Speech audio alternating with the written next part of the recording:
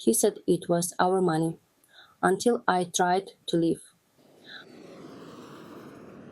I never thought money could be quiet. Not loud like arguments, not sharp like accusations, just quiet. When we first got married, Daniel liked to say, "We're a team now, everything's ours." And I believed him. It felt romantic at the time. Simple, clean, one account, one plan, one future. I had my own job. It wasn't glamorous, but it paid well enough. He worked in finance and made more than I did. And he was proud of being the numbers guy. He set up the accounts. He set up the auto payments. He handled the credit cards. "You don't need to worry about this stuff," he'd say, smiling like he was lifting something heavy off my shoulders. And honestly, I was relieved. Growing up, my parents fought about money constantly. I told myself I'd never live like that. If one person was better at handling finances, why not let them? It felt mature, responsible. At least that's what I told myself. For the first few years, nothing seemed strange. I had a debit card. I had a credit card. Groceries got paid. Bills got paid. Vacations happened. If I never asked how much we had saved, he'd answer quickly, "We're good. Don't stress. I've got it covered." And I believed that too. Because believing him was easier than asking for proof. The first time something fell off was small. So small I almost ignored it. I was at a bookstore. Nothing dramatic. Just a quiet Saturday afternoon. I'd picked up 2 novels and a journal. Nothing expensive. I tapped my card. Declined. I assumed it was a glitch. Tried again. Declined. I felt that little flash of embarrassment when the cashier gives you that polite smile. "Do you have another card?" I laughed lightly. "Yeah, sorry. Use the credit card instead." It worked. I texted Daniel on the way out. "Hey, debit card declined. Weird?" He responded almost immediately. "Oh yeah, I moved some funds around. Forgot to tell you." That made sense. I didn't question it. But later that night I asked, casually, "Why do you move money?" He didn't look up from his laptop. "Investment transfer. Timing issue. It's fine." That word again. Fine. I nodded. Because it felt ridiculous to make it bigger than it was. A few weeks later it happened again. Different store, different day, same quiet decline. This time I didn't text him right away.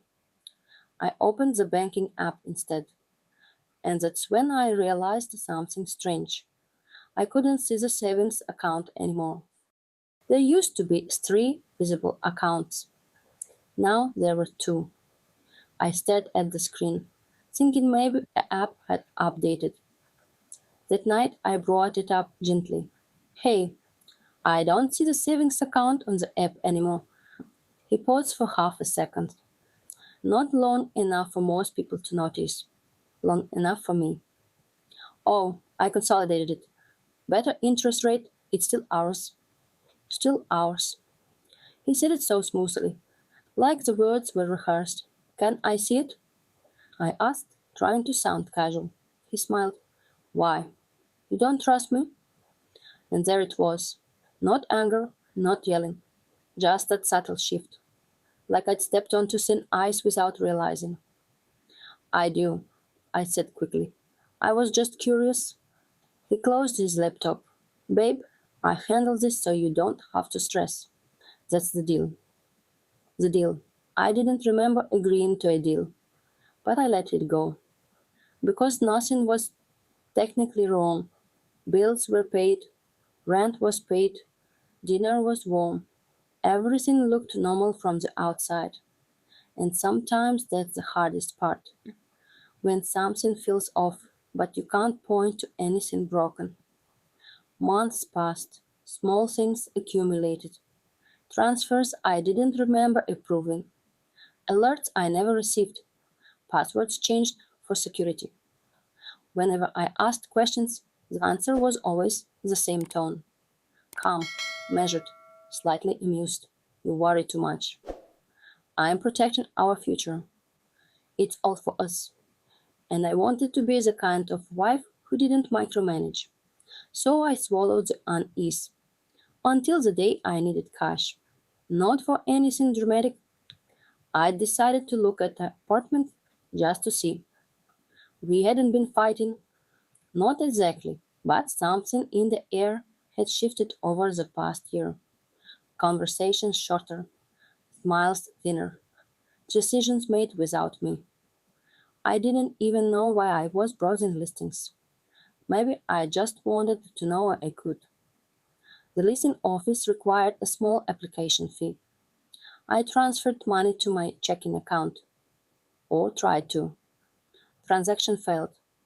You don't have access to make transfers on this account. That's what the app said. I blinked at the screen. Insufficient permissions? I refreshed. Some message. I drove home with that strange hollow feeling in my chest. Daniel was in the kitchen when I walked in. Hey, he said cheerful. How was your day? I placed my phone on the counter between us. Why do I have insufficient permissions on our account?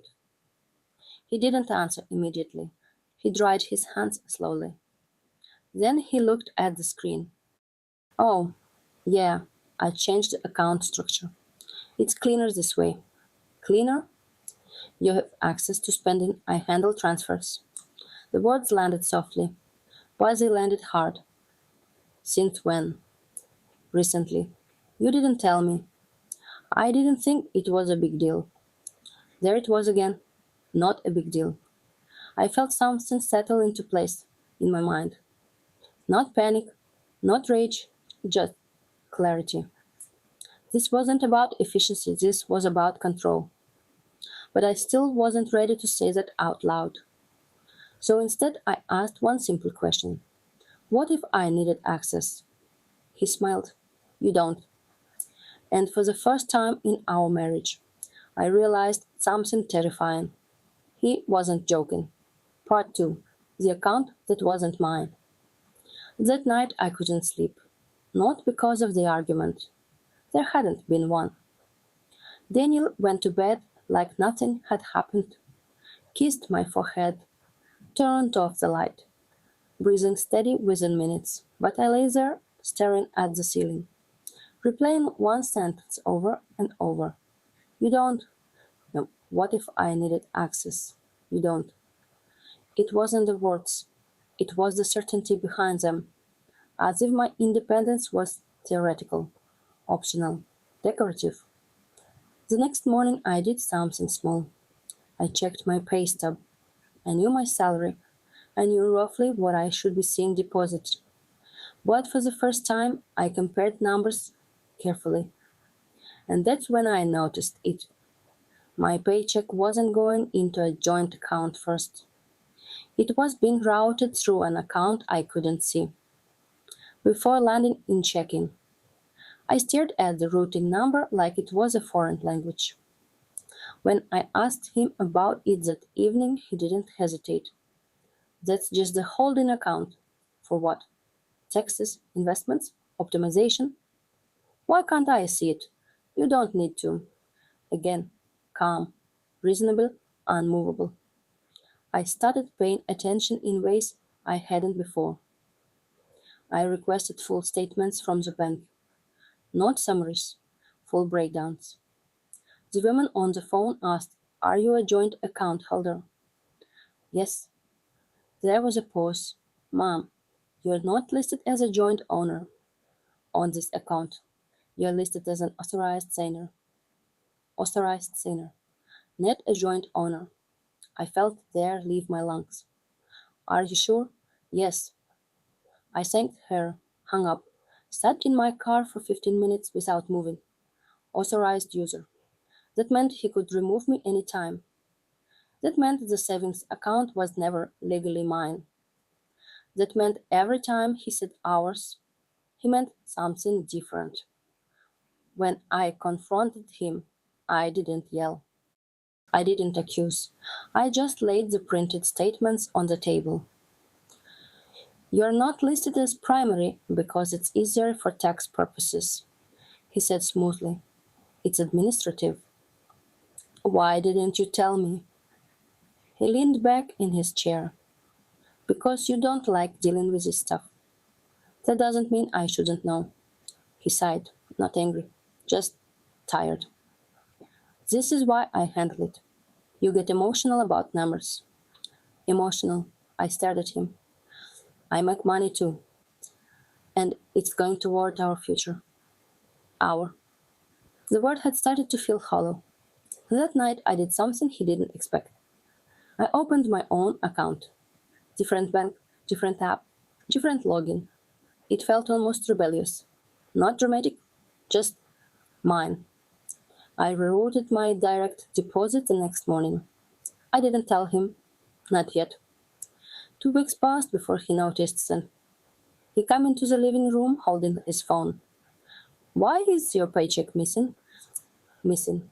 As in, I said carefully, it's not in the joint account. Yes. I changed my direct deposit. Silence. Not loud, silence. Heavy silence. Why would you do that? He asked, voice steady. Because I want access to my own income. He stared at me like I'd spoken a different language. It is your income. It's just structured efficiently. I want my name on the account. You're overreacting. There it was. The subtle dismissal. The minimization.